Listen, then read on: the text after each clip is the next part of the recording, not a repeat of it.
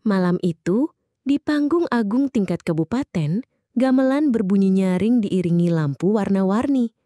Penonton membludak. Kamera dari stasiun lokal ikut meliput.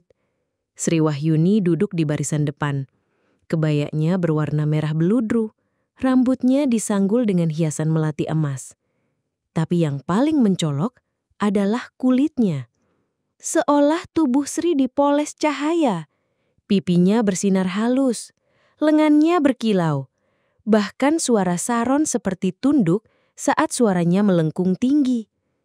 Karena malam itu, Sri tampil dengan susuk penuh tubuh.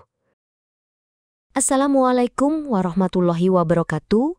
Bersama Nyi Kliwon, selamat datang di 5 Menit Merinding.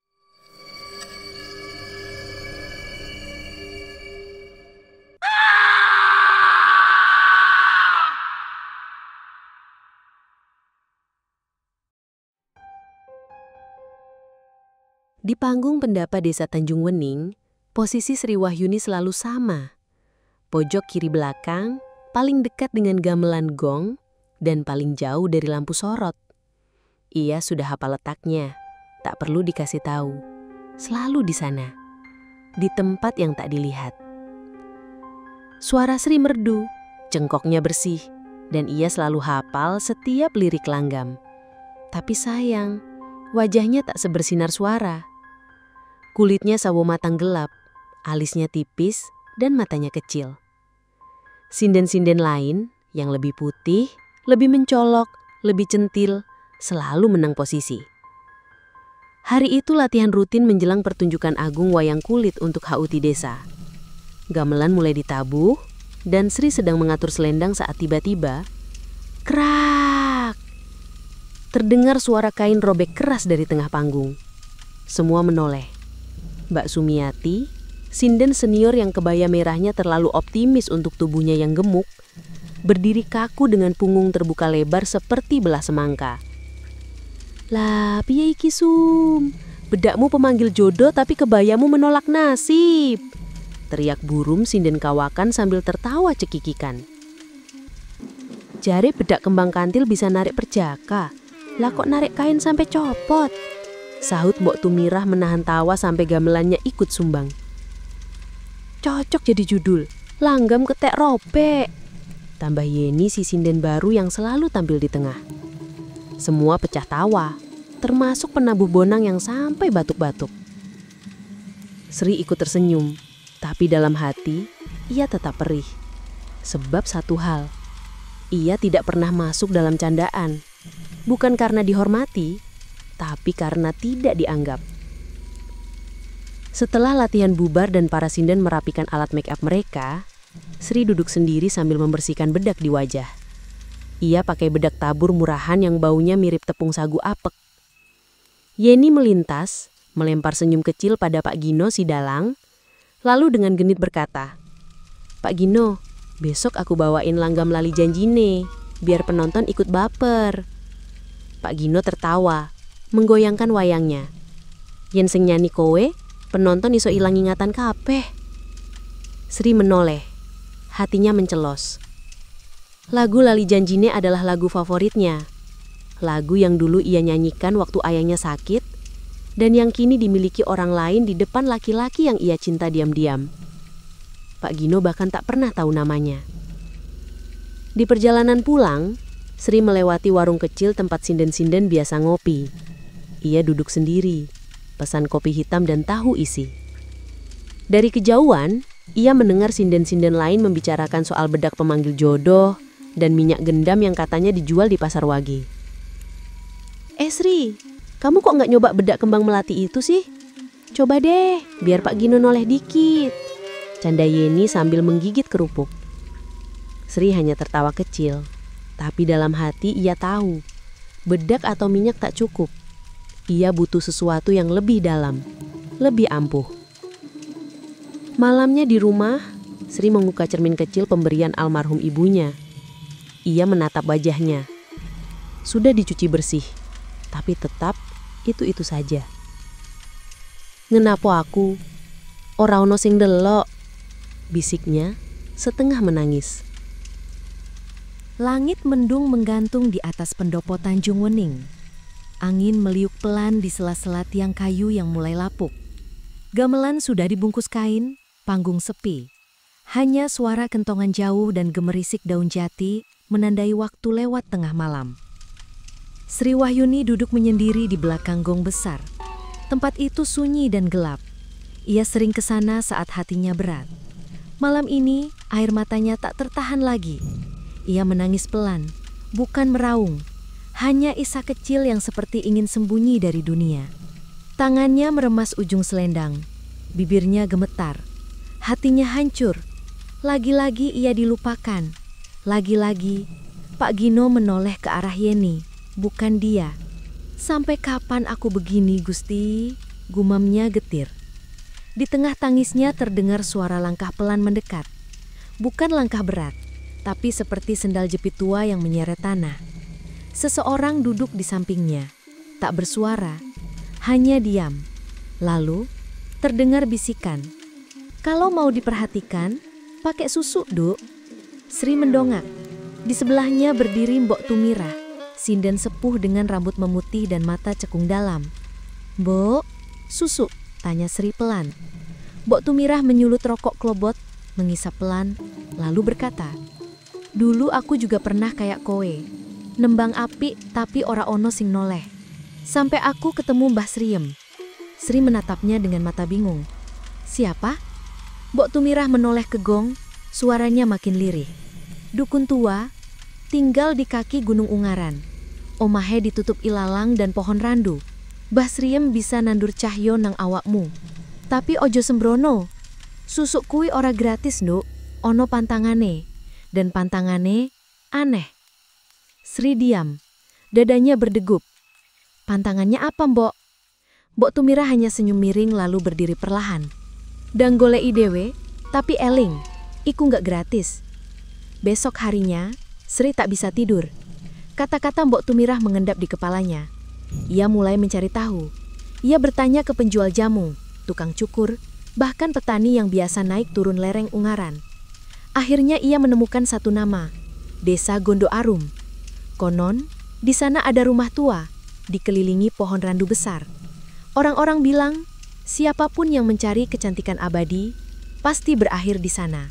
Beberapa malam kemudian, saat bulan sabit tergantung pucat di langit, Sri mengikat rambutnya, membawa sesajen bunga dan kembang telon, lalu berjalan seorang diri menuju arah gunung. Ia mengenakan jarik tua dan selendang hitam, seperti petunjuk dari Mbok Tumirah. Di tengah jalan sepi, hanya suara cengkerik dan angin menemaninya.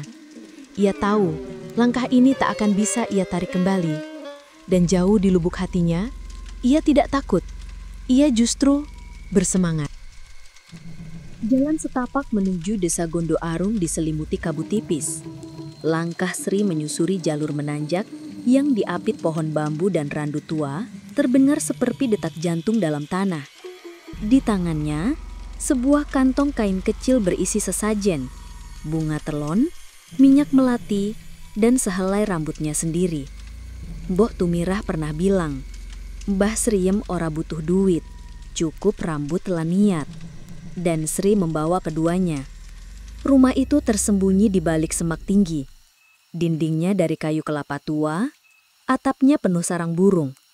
Di teras, berdiri sebuah cermin besar yang nyaris tertutup lumut. Seperti cermin pengantin yang terlupakan. Tok, tok, tok. Pintu terbuka sendiri. Tak ada angin, tak ada suara. Sri masuk dengan pelan. Bau kemenyan dan pandan layu menyeruak. Di dalam ruangan gelap itu, duduk seorang perempuan rentah. Rambutnya putih menggulung, matanya buram, tapi suaranya berat dan bergetar seperti logam panas. "Sri Wahyuni, nunggu kowe wes suwe aku." Sri tertegun. "Mbah, panjenengan." "Mbok Tumirah sing ngirim kowe. Aku ngerti." Mbah Sriem berdiri. Tubuhnya tinggi kurus, wajahnya pucat dengan bibir kehitaman. "Kowe pengen didelok, pengen duwe cahyo. Tapi cahyo kudu diganti karo daging. Kowe siap?" Sri mengangguk, tanpa suara, tanpa ragu. Ritual dimulai malam itu juga. Di ruang dalam yang hanya diterangi satu lilin, Sri duduk di depan cermin besar. Mbah Sriem menggulung rambut Sri, memotong satu helai, lalu mencelupkannya ke dalam minyak hitam kental yang berkilau seperti darah dan logam. Tutup mripatmu, perintah Mbah Sriem. Sri menutup mata. Mbah Sriem menyentuhkan minyak ke kelopak matanya lalu menusukkan jarum emas ke ujung alisnya. Perlahan, dalam, dan panas. Darah menetes tapi Sri tak bersuara. Bibirnya hanya gemetar. Siji, loro, telu. 3 tusukan, 3 titik cahaya. Dan saat Sri membuka mata, dunia seolah berubah. Semua terasa lebih terang, lebih tajam, lebih terpesona. Sebelum pulang, Mbah Sriem duduk bersila dan menatap Sri dengan tajam. Cahaya lilin bergetar di matanya. Saiki kowe wis duwe cahyo, tapi cahyo iku ora bisa dicampur karo emas. Sri mengerutkan dahi. Maksudnya, Mbah Sriem mengambil daun lontar tua dan menulis dengan arang. Pantanganmu siji, ojo mangan barang sing jenenge ono tembunge emas. Ikan mas, pisang mas, sambel emas, nasi emas. Opo wae jenenge emas, nek mlebu awakmu, cahyo susukmu bakal rusak. Awale saka mripat, terus mudun nyebar, kue ora bakal langsung mati. Tapi kue bakal ndelok awakmu bosok alon-alon lan ora iso dicegah. Sri diam, jantungnya berdegup, tapi hanya sebentar. Lalu ia mengangguk. Aku gelem, Mbah. Aku ora butuh emas. Aku mumpengin didelok. Keesokan harinya, Sri turun gunung. Ia berjalan melewati pasar, warung, dan sawah. Dan untuk pertama kalinya, semua orang menoleh. Bapak-bapak mencuri pandang, emak-emak membisik, tukang becak sampai hampir nabrak gerobak. Dan saat ia masuk ke pendapa latihan, Yeni melirik sekilas, lalu langsung membenarkan sanggulnya. Sinden-sinden lain menatap Sri dengan cara baru. Kagum, heran, bahkan takut. Pak Gino melintas membawa wayang dan berkata, "Wah, Sri, loh, kok ayu tenan saiki? Rodo pangling loh." Dunia yang selama ini menolaknya, kini melihatnya. Dan Sri hanya tersenyum pelan. Untuk pertama kalinya, ia merasa hidup. Namun malamnya, saat mencuci muka, Sri melihat sesuatu di cermin. Sekilas, kilatan. Matanya berkilat seperti mata kucing. Emas samar di sudutnya. Tapi hanya sekejap. Dan saat ia berkedip, itu menghilang. Sri tak peduli. Ia tertawa kecil. Yen iki regane cahyo, aku gelem. Sejak susuk pertama ditanam di matanya, Sri Wahyuni bukan lagi Sri yang dulu. Ia berjalan ke pendapa seperti seorang tamu kehormatan, meski tetap duduk di bangku sinden paling kiri. Tak ada yang berani mencibir. Bahkan Yeni, yang dulu paling cerewet soal makeup dan kulit, kini hanya bisa lirak-lirik sambil senyum hambar. Yang paling mengejutkan adalah Pak Gino. Biasanya, dalang itu hanya bercanda dengan sinden cantik. Tapi hari itu, saat Sri menyanyikan bait pembuka langgam dandang gula, Pak Gino menoleh dan berkata, "Loh Sri, suaramu saiki nyes, ngeno tenan, koyo gulo ing es dawet." Sri pura-pura tak dengar, tapi hatinya menari seperti wayang golek kena petir. Dalam pikirannya, suara itu menggema. Akhirnya, aku dilihat, aku didengar. Tapi Sri belum puas. Seminggu kemudian, saat latihan malam di pendapa, Sri mendekat ke Mbok Tumirah saat semua orang pulang. Dengan suara pelan ia bertanya, "Mbok, kalau susuk di mata bikin orang noleh, kalau di bibir bisa bikin apa?" Mbok Tumirah menatapnya tajam, diam lama, lalu menjawab pelan. Bisa ndadek ke tembungmu nancep nang ati. Sing rasake bisa seneng, bisa klelep, bisa gelo. Tapi yen ora kuat bisa dadi racun. Sri tersenyum. Aku gelem. Sri kembali ke rumah Mbah Sriem seminggu kemudian. Kali ini ia datang membawa 2 helai rambut dan setetes darah dari bibir bawahnya sendiri.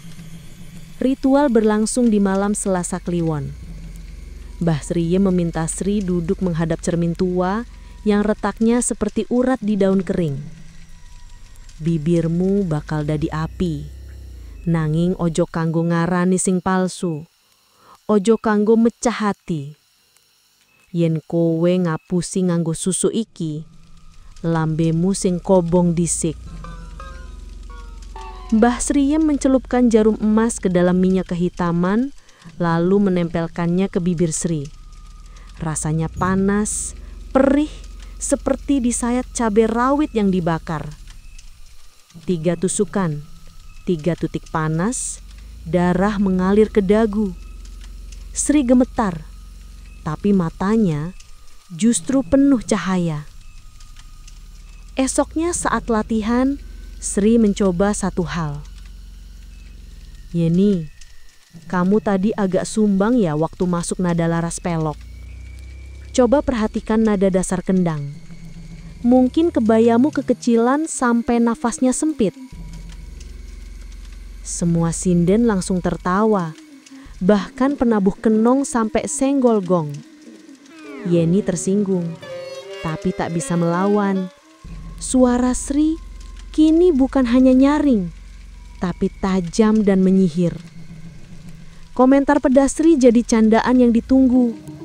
Ia mulai sering melontarkan celetukan lucu. Kadang sinis, tapi penuh irama. Semua mendengarkan. Bahkan penonton mulai bertanya, sopo jenenge sinden sing mucap nyelekit kuwi?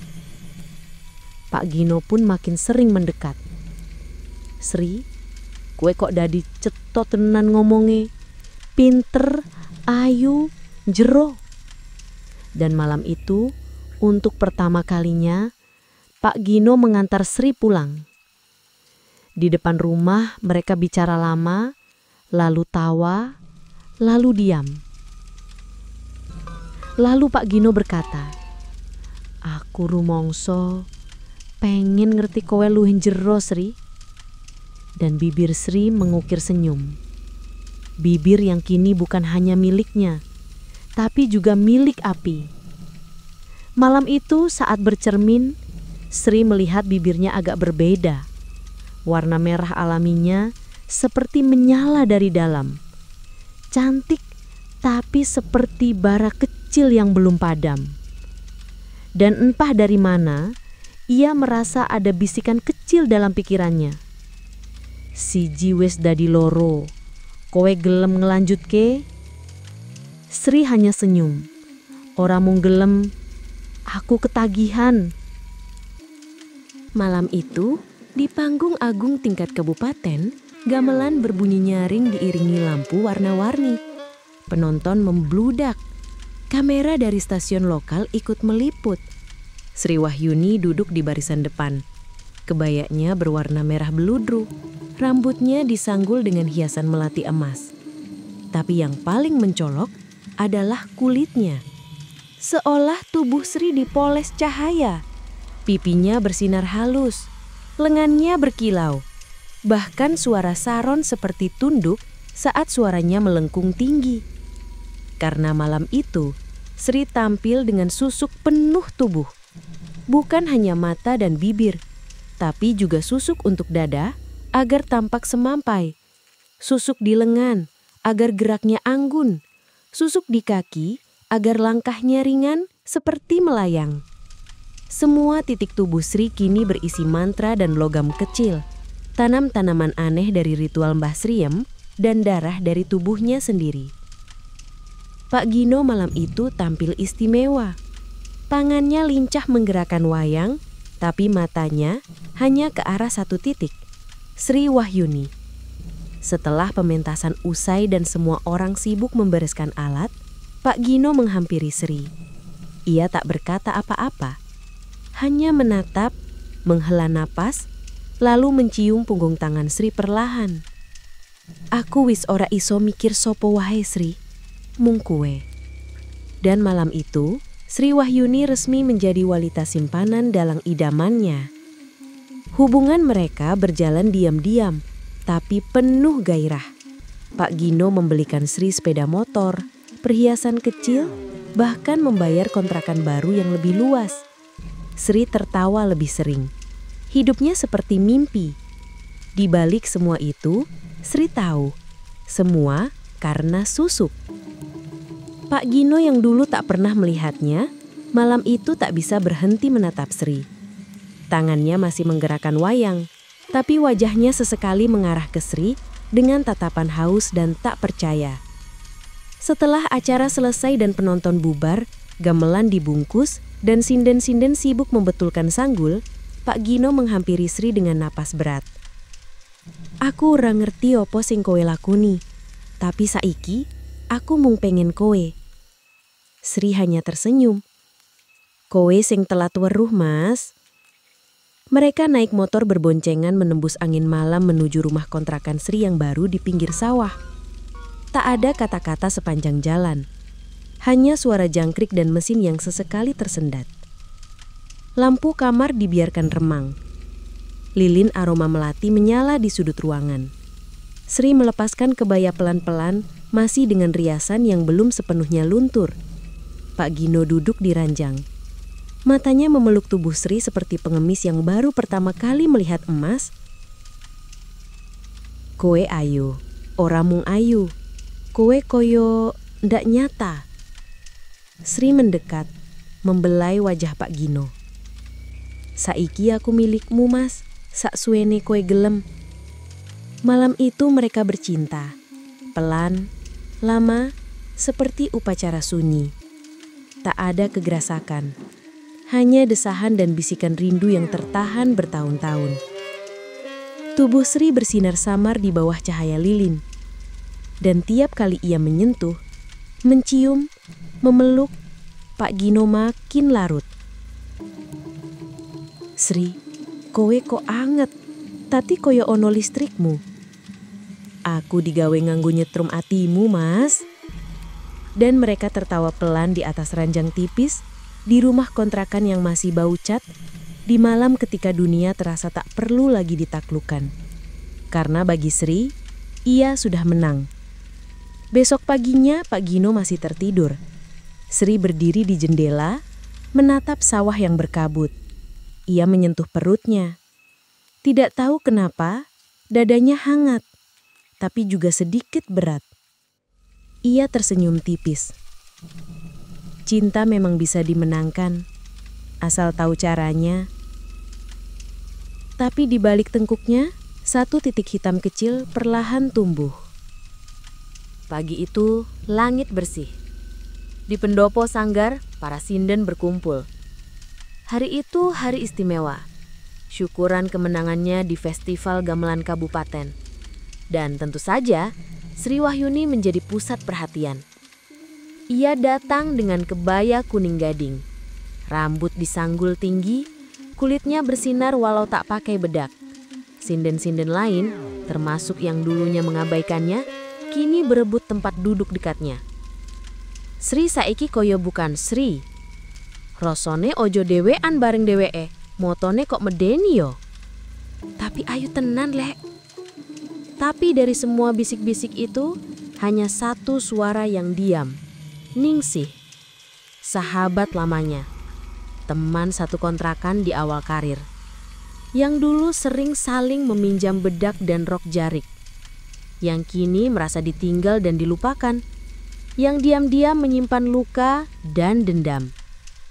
Ningsih datang membawa nasi tumpeng besar. Di atasnya, telur pindang, urap, ayam ingkung, dan ikan mas goreng yang masih hangat. Sri, iki tumpeng sako aku, mugo berkah yo, kowe pantes nompo kabeh iki. Wah Ning, matur nuwun, kowe pancen ora lali. Ia tidak sadar, nasi itu bukan sekedar hadiah, tapi perangkap sunyi. Sehari setelah syukuran, Sri mulai merasa tidak enak badan. Punggungnya gatal, kulit lehernya seperti ditarik dari dalam. Tapi ia abaikan. Masuk angin biasa, pikirnya.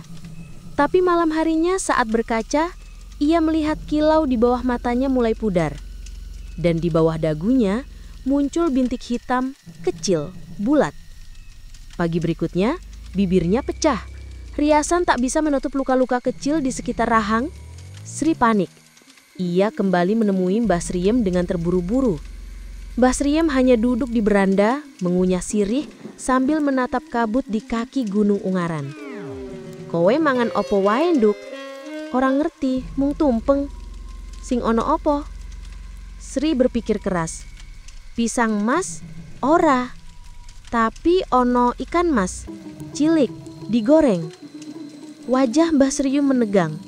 Nduk, pantanganmu dudu bahan, dudu rasa, tapi jeneng. Opo wae panganan sing ono jeneng mas bisa mbuka susukmu. Lan yen mes buka, dagingmu bakal mbalelo. Maksudnya, susukmu bakal mbrastah, Nduk. Tubuhmu bakal nolak benda asing, tapi ora langsung ilang.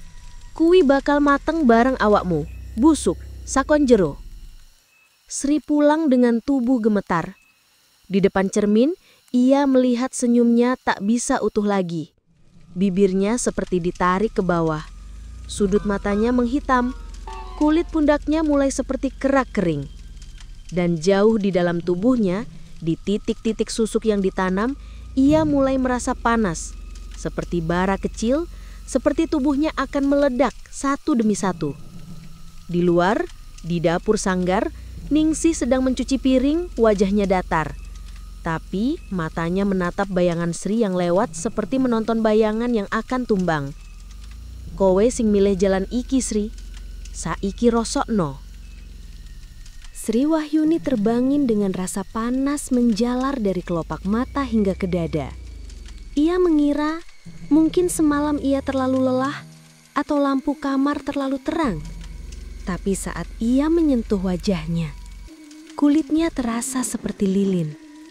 Lembek, licin, dan berlendir. Ia melompat dari tempat tidur, menyalakan lampu, dan berdiri di depan cermin. Refleksi yang ia lihat membuatnya terdiam. Mata kanannya memerah seperti pecahan kaca darah. Pipinya tampak melepuh, mengelupas tipis seperti cat dinding lama. Ia mencoba tersenyum, tapi bibirnya bergetar kaku. Goresan seperti retakan tipis melintang dari ujung ke ujung. Dan di sela-selanya muncul kilau kuning dari susuk yang tertanam.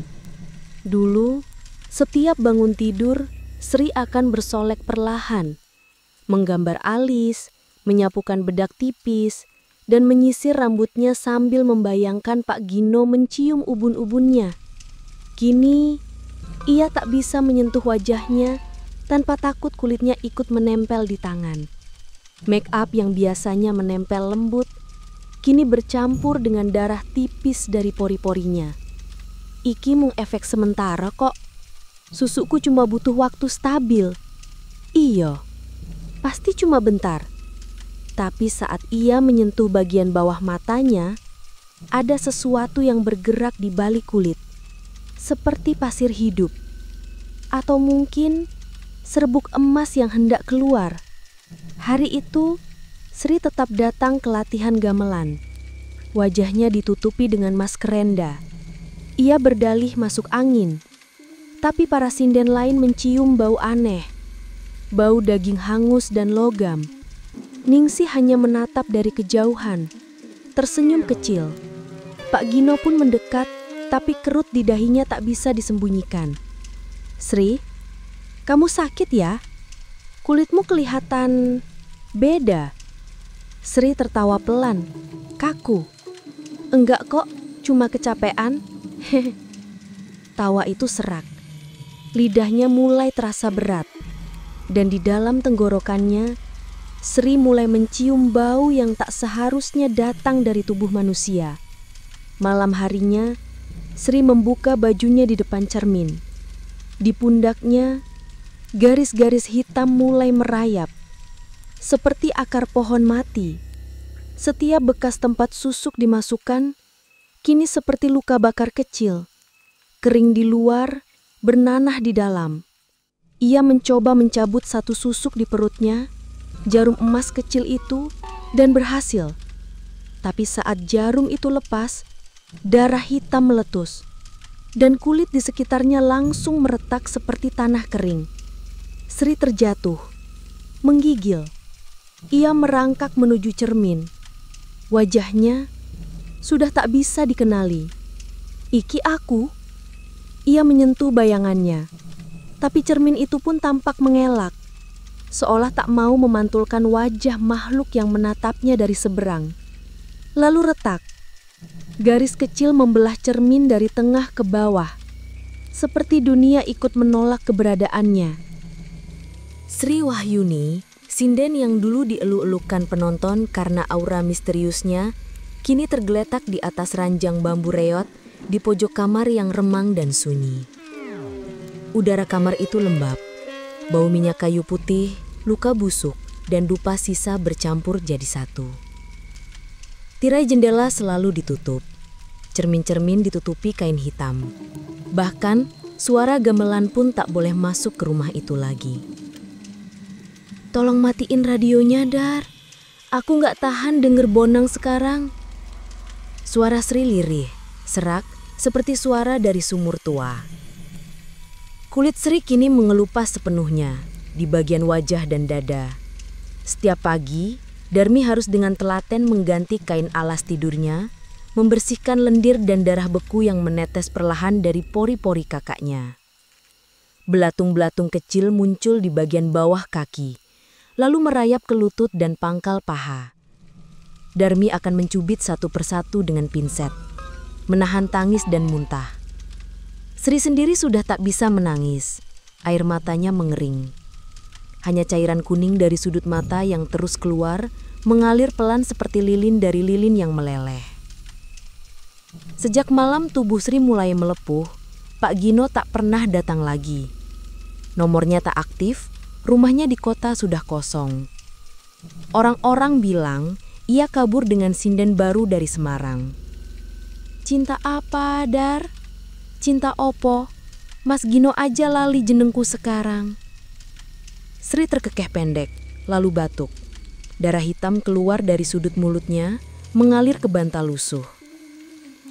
Darmi, adik Sri satu-satunya, bukan siapa-siapa. Gadis lugu yang dulu hanya menjadi tukang cuci kostum sinden, kini menjadi perawat penuh waktu bagi kakaknya. Ia berhenti bekerja, menjual gelang emas warisan ibu mereka, dan tidur di lantai dekat ranjang Sri setiap malam. Ia tak pernah bertanya banyak, hanya menangis dalam diam saat membersihkan luka kakaknya, atau menyuapi bubur lewat pipet karena mulut Sri sudah tak bisa mengunyah.